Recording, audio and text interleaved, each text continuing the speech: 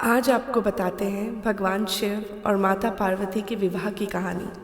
जी हाँ, पुराणों में ऐसा दावा किया गया है कि महाशिवरात्रि के पर्व पर भगवान शिव और माता पार्वती का विवाह हुआ था। तो चलिए आज आपको भी अवगत कराते हैं इस खूबसूरत कथा से। माता पार्वती भगवान शिव से विवाह करने की इच्छुक थी।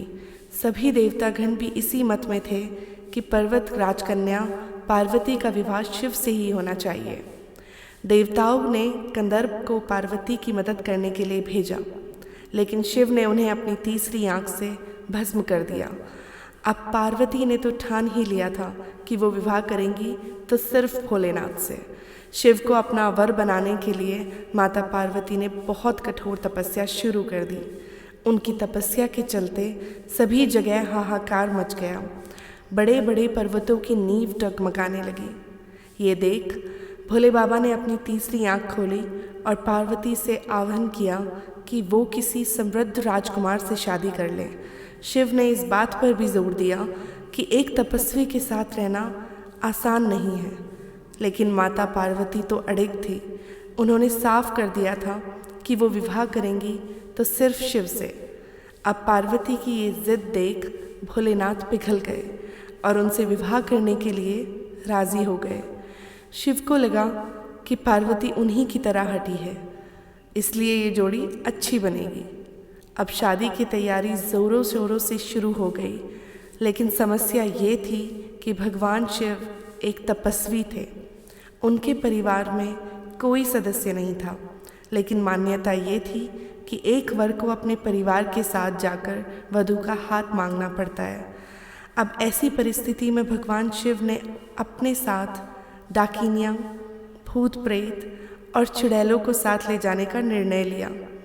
तपस्वी होने के चलते शिव इस बात से अवगत नहीं थे कि विवाह के लिए किस प्रकार से तैयार हुआ जाता है। तो उनके डाकनियों और चुड़ैलों ने उनको भस्म से सजा दिया और हड्डियों की माला पहना दी।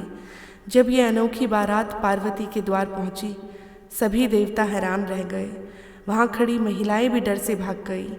भगवान शिव को इस विचित्र रूप में देखकर पार्वती की माँ ने बिल्कुल स्वीकार नहीं किया और उन्होंने अपनी बेटी का हाथ देने से बिल्कुल मना कर दिया।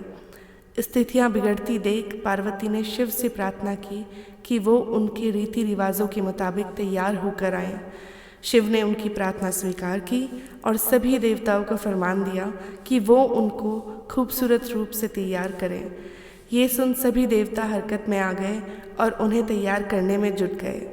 भगवान शिव को दैवीय जल से नहलाया गया और रेशम के फूलों से सजाया गया। थोड़ी ही देर में भोलेनाथ कंदर्प से भी सुंदर लगने लगे और उनका घोरापन तो मानो चांद की तरह चमक रहा था। जब भगवान शिव इस दिव्य रूप में पहुँचे, पार्वती की माँ ने उन्हें तुरंत स्वीकार कर लिया और ब्रह्मा जी की उपस्थिति में विवाह समारोह शुरू हो गया। माता पार्वती और भोले बाबा ने एक दूसरे को वरमाला पहनाई और ये विवाह संपन्न हुआ। ऐसी और वीडियोस के लिए प्लीज़ सब्सक्राइब करें ये चैनल, लाइक करें और प्लीज़ शेयर करें।